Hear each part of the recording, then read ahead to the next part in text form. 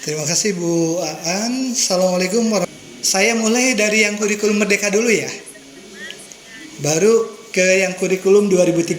Tapi yang kurikulum Merdeka juga dengan kurikulum 2013 ini ada banyak yang bahasanya mirip atau sama gitu ya. Jadi kita mulai nih pengisian nilai ijazah SMA pada kurikulum Merdeka tahun 2024. Oke, Bapak dan Ibu ini belangkonya ya, seperti ini di lampiran tadi keputusan Kepala BSKAP ini belangkonya, belangko bagian depannya. Kemudian ini belangko bagian belakangnya, biasa ada nama dan semacamnya. Nah, nanti di situ ada nomor 6. Nomor 6 ini tentang kelompok mata pelajaran tentang kelompok mata pelajaran. Yang kelompok mata pelajaran ini dalam kurikulum Merdeka ini dibagi menjadi kelompok mata pelajaran umum, kemudian kelompok mata pelajaran pilihan dan muatan lokal. Oke ya. Dan ini nilainya gitu kan. Nah, pengisian nilai ini Bapak dan Ibu. Oke. Di angka 6 itu diisi dengan tulisan tangan yang berisi nilai yang diperoleh dari satuan pendidikan sesuai dengan ketentuan pada Peraturan Menteri Pendidikan dan Kebudayaan, Riset dan Teknologi nomor 21 tahun 2022 tentang standar penilaian pendidikan pada pendidikan anak usia dini, jenjang pendidikan dasar dan jenjang pendidikan menengah. Jadi Bapak dan Ibu, isi nomor 6 ini mengacu pada standar penilaian. Ya, mengacunya pada standar penilaian kan, nomor 21 tahun 2022 tentang standar penilaian.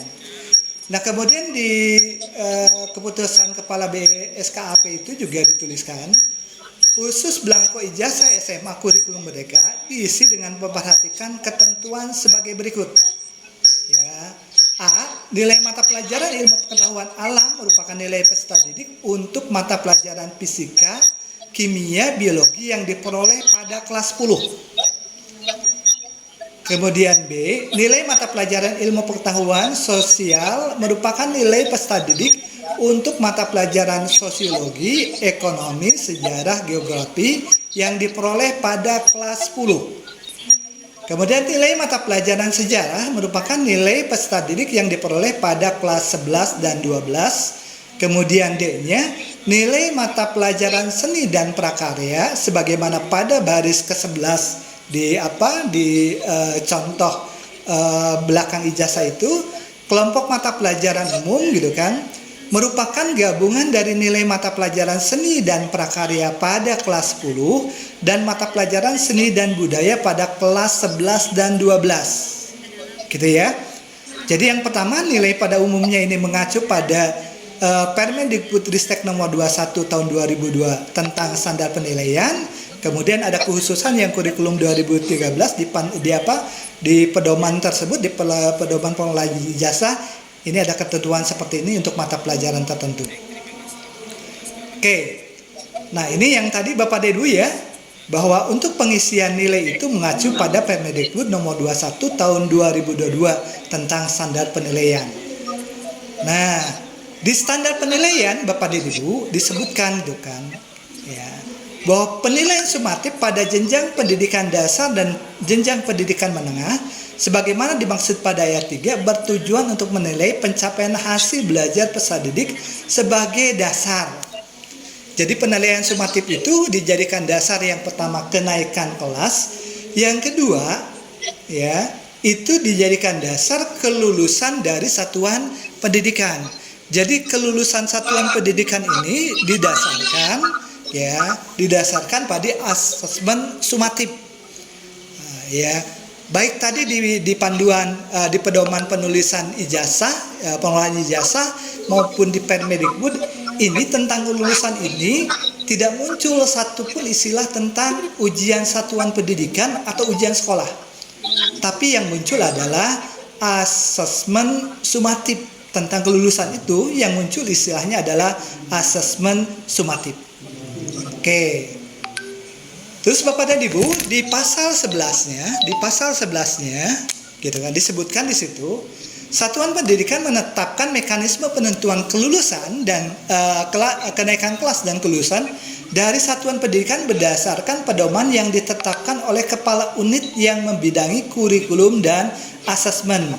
Jadi berdasarkan Permendikbud nomor 21 tahun 2022 ini tentang standar penilaian, jadi rinciannya ada di mekanisme yang disampaikan oleh Kepala Badan Standar Kurikulum dan Asesmen Pendidikan BKSP, gitu ya.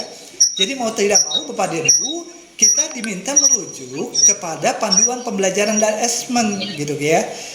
Kalau yang kurikulum merdeka pada panduan pembelajaran asesmen pendidikan anak usia dini, pendidikan dasar dan menengah tahun 2022 ya, khusus di situ. Kemudian kalau yang kurikulum 2013 ada juga panduan kurikulum panduan pembelajaran asesmen kurikulum 2013-nya, seperti yang sudah saya share pada Bapak dan Ibu di WA grup Wakakurikulum ini. Nah, di panduan ini disebutkan untuk mekanisme kelulusan itu, untuk menilai pencapaian hasil belajar peserta didik sebagai dasar kelulusan dapat berdasarkan penilaian sumatif yang dilakukan dalam bentuk tes tertulis, tugas untuk performa, portofolio, atau kombinasi. Penilaian capaian hasil belajar peserta didik untuk kelulusan dilakukan dengan membandingkan pencapaian hasil belajar peserta didik dengan kriteria ketercapaian tujuan pembelajaran atau dibandingkan dengan KTTP ya Bapak dan Ibu. Kemudian penilaian sumatif yang diselenggarakan oleh satuan pendidikan dilaksanakan pada semester ganjil dan atau semester genap pada akhir jenjang dengan mempertimbangkan capaian kompetensi lulusan.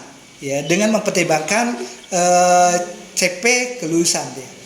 Nah, seperti halnya kenaikan kelas, penentuan kelulusan ditentukan oleh satuan pendidikan.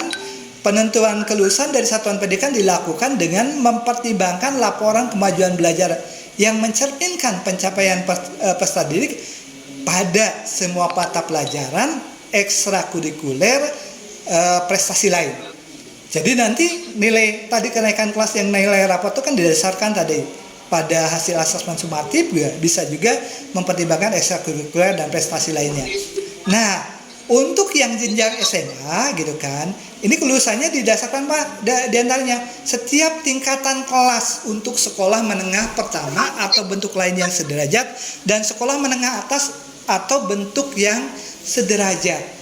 Makanya Bapak dan Ibu gitu kan, terlihat di situ ya, gitu kan. Sumbernya adalah asesmen sumatif. Kenapa Bapak dan Ibu? Karena kalau misalnya menggunakan istilah kita ujian sekolah gitu kan, atau ujian satuan pendidikan, kalau mengacu ke yang dulu, maka nilai siswa adalah gitu kan rata-rata rapot ditambah dengan nilai ujian sekolah dibagi 2. Tapi kalau substansi ini bahwa asesmen itu tadi dilakukan misalnya per semester, kemudian tadi diolah sumatifnya dari nilai per kelas tadi gitu kan, artinya ketika dilakukan di semester 6 sebuah proses asesmen, ya asesmen di semester ke-6 itu untuk nilai rapot semester 6, gitu kan. Nah, karena itu Bapak dan Ibu gitu kan, peserta didiknya kaitan berikutnya. Berdasarkan panduan ini juga peserta didik dinyatakan lulus dari satuan pendidikan gitu kan. Yang pertama menyelesaikan seluruh program pembelajaran, yang kedua mengikuti penilaian sumatif yang diselenggarakan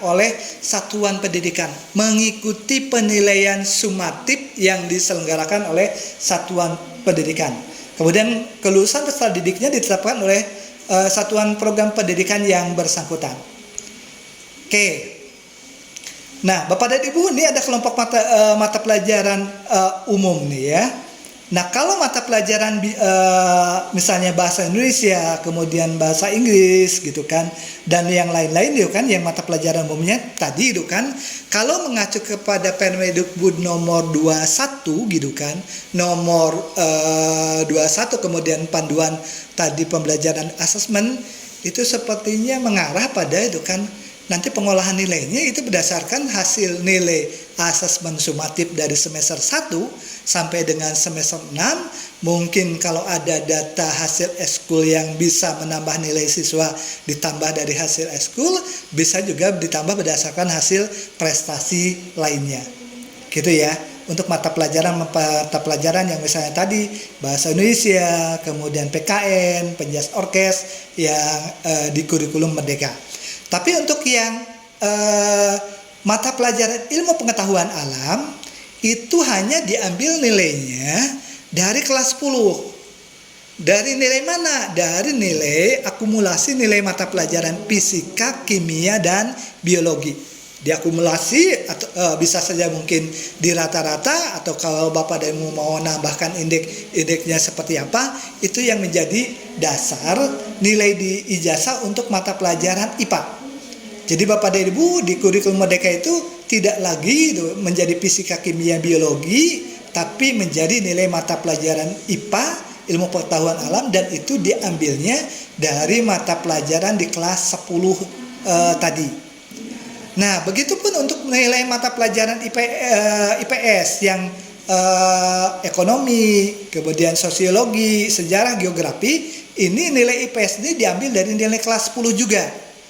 Diambil dari nilai kelas 10 gitu kan.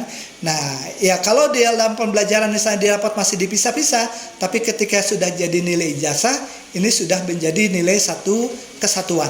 Ya, nilai mata pelajaran ilmu pengetahuan sosial. Ya, jadi mata pelajaran sejarah di kelas 10 itu diolah dengan nilai mata pelajaran sosiologi, ekonomi, geografi itu menjadi nilai mata pelajaran ilmu pengetahuan sosial. Tapi untuk mata pelajaran sejarah di kelas 11 dan 12 itu menjadi nilai khusus mata pelajaran nilai mata pelajaran sejarah. Ya, jadi untuk nilai ijazah mata pelajaran sejarah ini diambil dari nilai kelas 11 dan 12 mata pelajaran sejarah. Artinya apa? Diambil dari nilai rapot kelas 11 dan 12 mata pelajaran sejarah.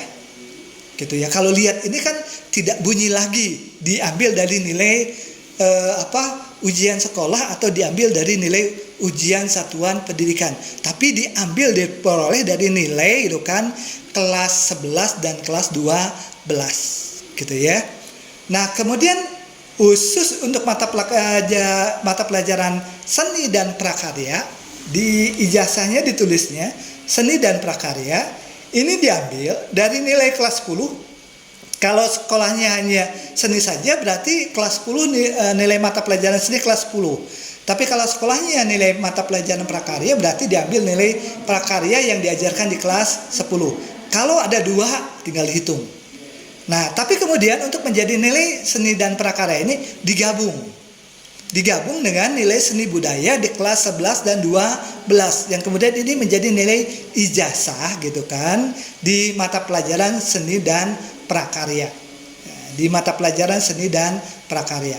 Oke Bapak dan Ibu. Nah, seperti itu proses untuk nilai penulisan ijazah nah, kalau yang nilai tadi di kelas mata pelajaran pilihan itu sesuai dengan yang dipilih anak ya, yang di kelas 11 dan kelas 12 diisikan di situ.